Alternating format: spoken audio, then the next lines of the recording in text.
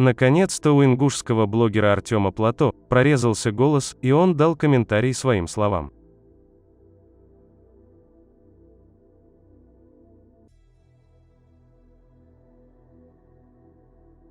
Но он оказался настолько предсказуемым, что мы даже разочаровались в нем. Артем утверждает, что он озвучил официальные факты, и что он нашел все, что зачитал в официальных и признанных работах. Также Артем упомянул про ведущих кавказоведов, мы догадываемся, что это за кавказоведы.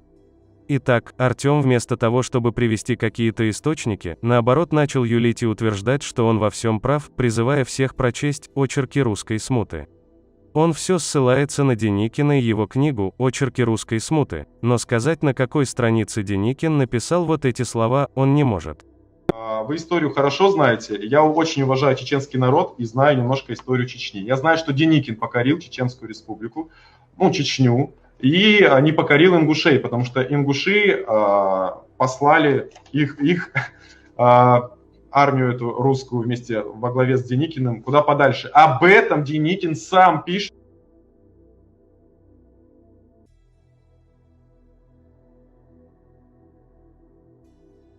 А вот про Ермолова Артем даже не заикнулся, как будто он и не зачитывал ничего, а мы все придумали. Еще он утверждает, что мы ловим хайп на нем, именно поэтому сделали ролики с опровержением.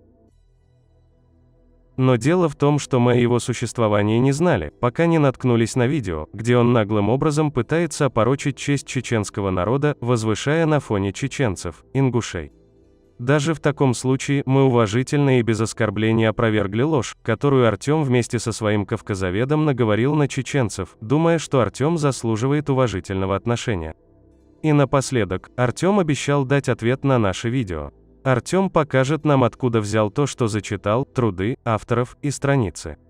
Или же Артем будет вилять хвостом и передергивать фактами, без ясности, зная, что его аудитории из мира фантазии будет этого достаточно. Как это круто, когда тебя воспринимают не просто блогером, а вот чуть ли не историком. Мне это льстит на самом деле. Я про то, что в предыдущей сторис заказывают уже блоги у людей, чтобы этот блог озвучивали.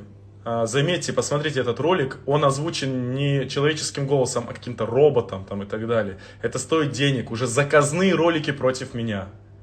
Лайк вам, это круто. А можно почаще делать такие ролики, пожалуйста? Вот ко мне подписчики стали приходить. Это важно. Вы же хайпуете на моем имени, а я на вас похайпую. Это будет круто. Ничего, так, хорошо сделали. Молодцы. В субботу будет...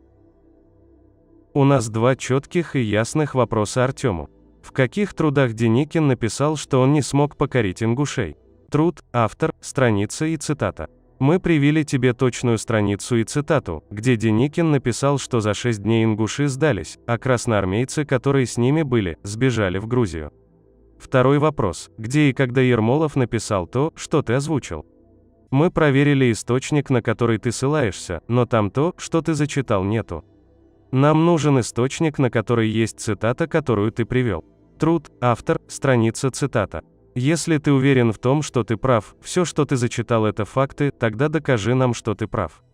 Мы знаем, что ты не историк, но ты блогер, медийный человек, ты должен 1000 раз проверить информацию, прежде чем публиковать его у себя на странице.